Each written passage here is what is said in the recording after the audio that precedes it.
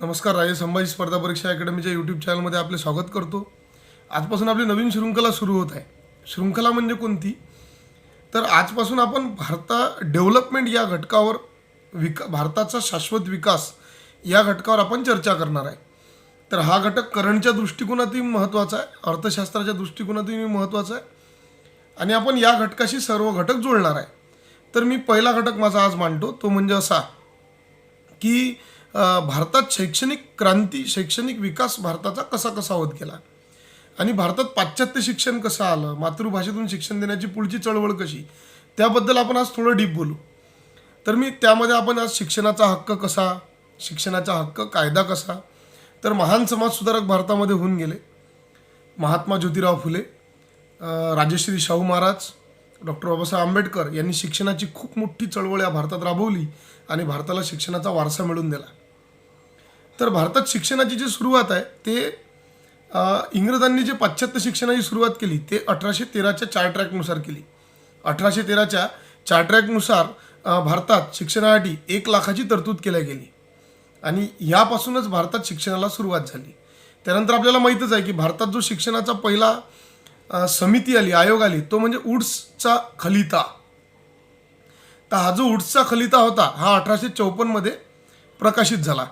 यालाच Magna carta of western education in India असं सुद्धा म्हणतात.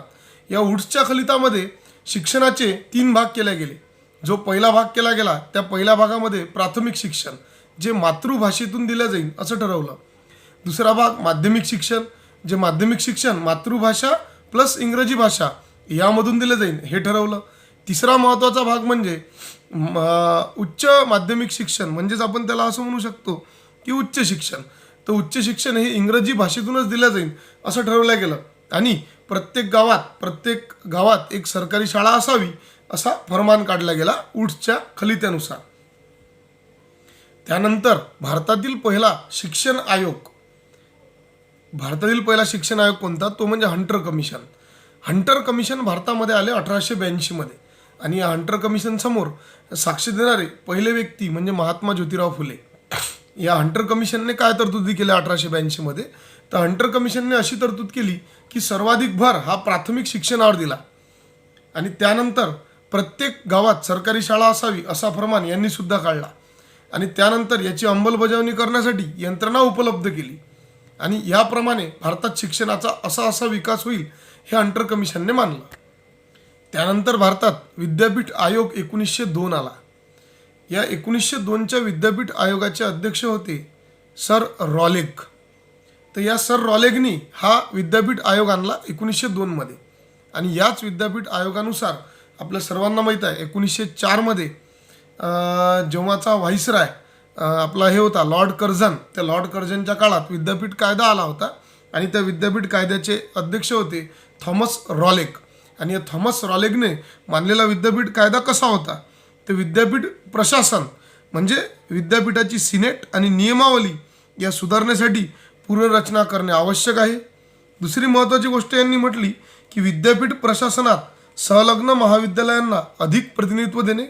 दुसरी महत्त्वाची गोष्ट विद्यापीठ संलग्न संस्थांचे कठोर नियंत्रण करणे आणि तिसरी महत्त्वाची गोष्ट विद्यापीठ स्तरावरील अभ्यासक्रमात सुधारणा करण्यात याव्या. त्यानंतर कलकत्ता विद्यापीठामध्ये कलकत्ता विद्यापीठ आयोग आला. या कलकत्ता विद्यापीठ आयोगाची निर्मिती झाली 1917 मध्ये आणि या कलकत्ता विद्यापीठ आयोगाला सॅडलर आयोग सुद्धा म्हणतात. या सॅडलर आयोगाने काय सांगितले? तर सॅडलर आयोगाने सांगितले आंतरवर्तीय अभ्यासक्रम व महाविद्यालयीन अभ्यासक्रमाची निर्मिती करणे आणि नवीन महाविद्यालय भारतात तयार करणे हे सांगितलं सॅडलर आयोगाने 1917 मध्ये. त्यानंतर 1944 मध्ये सार्जंट आयोग आला. या सार्जंट आयोगानं काय तरतुदी केल्या? तर युद्ध पश्चात म्हणजे जेव्हा दुसरं महायुद्ध संपेल त्या दुसऱ्या महायुद्धाच्या समाप्तीनंतर शिक्षण कसं असेल भारतातलं, तर या सार्जंट आयोगाने ते तरतुदी मांडल्या. तर या सार्जंट आयोगाची जे पहिली तरतुदी ते म्हणजे अशी की जे पूर्व प्राथमिक शिक्षण आहे ते 3 ते 6 वर्ष या वयोगटात असेल. दुसरी महत्त्वाची गोष्ट ते म्हणजे की पुढचं जे प्राथमिक शिक्षण आहे, जे प्राथमिक शिक्षण सक्तीचं आणि मोफत करायचं आहे ते 6 ते 11 या वयोगटातील असेल आणि हे शिक्षण मातृभाषेतूनच दिल्या जाईल. जो मी तुम्हाला पहिला हे सांगितला की पहिला विद्यापीठ जो कायदा होता, तो कायदा पहिला विद्यापीठ कायदा 1902 मध्ये सर थॉमस रॅलेग यांच्या अध्यक्षतेखाली मांडला गेला. त्याचप्रमाणे स्वातंत्र्यानंतर जो पहिला विद्यापीठ कायदा आहे तो डॉक्टर सर्वपल्ली राधाकृष्णन यांच्या अध्यक्षतेखाली 1948 ते 1949 दरम्यान स्वातंत्र्यानंतर पहिला आणि दुसरा विद्यापीठ कायदा आला. आणि या दुसऱ्या विद्यापीठ कायद्यामध्ये कोणती तरतूद केल्या गेली, तर पहिली महत्त्वाची तरतूद म्हणजे व्यावसायिक शिक्षणावर भर दिला गेला आणि दुसरी महत्त्वाची तरतूद म्हणजे स्त्री शिक्षणावर जास्तीत जास्त भर दिला गेला. आणि शिक्षण हे एक जीवन जगण्याचे, व्यवस्थित जीवन जगण्याचे, व्यवस्थित जीवन शैलीचे एक प्रकारचे माध्यम असावे, या घटकाला अंतर्भूत धरून यावर जास्तीत जास्त भर देण्यात आला. त्यानंतर 2 छोट्या छोट्या समित्या सरकारने नेमल्या शिक्षणासाठी. ते म्हणजे 1952-53 मध्ये जो मुदलियार आयोग नेमला तोही शिक्षणाबद्दल होता. आणि त्यानंतर 1958 मध्ये स्त्री शिक्षणासाठी आणि प्रौढ शिक्षणासाठी एक आयोग नेमला. तो आयोग म्हणजे कोणता, तो म्हणजे श्रीमती देशमुख यांच्या अध्यक्षतेखाली तो आयोग नेमला गेला आणि त्यांचंच नाव त्याला दिलं गेलं. त्यानंतर आपण महत्त्वाच्या एका आयोगावर चर्चा करणार आहोत. तो आयोग म्हणजे भारतीय शिक्षणातील पहिला शिक्षण आयोग. तो म्हणजे 1964 आणि 66 दरम्यानचा, बरोबर. त्यावर आता आपण चर्चा करणार आहोत. आणि त्याच समितीच्या शिफारसीवर जो पहिला शैक्षणिक धोरण आहे ते आधारित आहे. तर जो पहिला आयोग आहे त्यावर आपण चर्चा करू. तर हा आयोग डॉक्टर कोठारी यांच्या अध्यक्षतेखाली नेमला गेला 1964-66 दरम्यान. डॉक्टर कोठारी यांच्या अध्यक्षतेखाली या आयोगाने काय शिफारसी केल्या आणि यावरच पहिलं शैक्षणिक धोरण आधारित होतं. म्हणून या आयोगाच्या शिफारसी पाहणे अत्यंत महत्त्वाचे आहे. तर या आयोगावर काय केलं, राष्ट्रीय व सामाजिक एकात्मतेसाठी शिक्षण हे याचं पहिलं ध्येय ठरलं गेलं. आणि या आयोगानं 3 शिक्षणाचा जो कृती आराखडा आहे तो 3 भागात जाहीर केला. 10+2+3 म्हणजे 10+2+3. तर पहिले 10 म्हणजे काय, तर 10वी नंतर पहिले बाह्य परीक्षण व्हावे, म्हणजे 10वीपर्यंत मुलाचं शिक्षण व्हावं आणि 10वी नंतर पहिलं बाह्य परीक्षण व्हावं. 2 नंबर 11वी आणि 12वीसाठी स्वतंत्र यंत्रणा, म्हणजे 11वी नंतर परीक्षा, 12वी नंतर परीक्षा. आणि त्यानंतर पूर्व पदवी अभ्यासक्रम बाद करावा, म्हणजे 3 वर्षासाठी आणखी शिक्षण. म्हणून त्यांनी म्हटलं 10+2+3. याप्रमाणे डॉक्टर कोठारी यांनी जे शिफारस केली त्या शिफारसीवर आपलं पहिलं शैक्षणिक धोरण आधारित होतं. त्या पहिल्या शैक्षणिक धोरणावर आता आपण विस्तृत चर्चा करू. तर राष्ट्रीय शैक्षणिक धोरण 1968 आपण आता बोलणार आहे. याची संरचना होती 10+2+3 आणि 14 वर्षापर्यंतचं शिक्षण सक्तीचं आणि मोफत होतं. आता आपण पुढच्या गोष्टीवर बोलू की पुढचं राष्ट्रीय शैक्षणिक धोरण 1986. तर 1986च्या राष्ट्रीय शैक्षणिक धोरणात काय केलं गेलं, तर फारसे काही बदल नव्हते. तर समान शिक्षण, मूल्य शिक्षण महत्त्वाचं केलं. त्यानंतर यामध्ये सर्वात महत्त्वाचं म्हणजे मुक्त शिक्षणावर जास्तीत जास्त भर दिला गेला आणि त्यानुसारच 1985 मध्ये IGNOU ची इग्नूची स्थापना केल्या गेली 1985 मुक्त शिक्षणासाठी. त्यानंतर आपण महत्त्वाच्या एका गोष्टीवर बोलू, ते म्हणजे राष्ट्रीय बाल आयोग.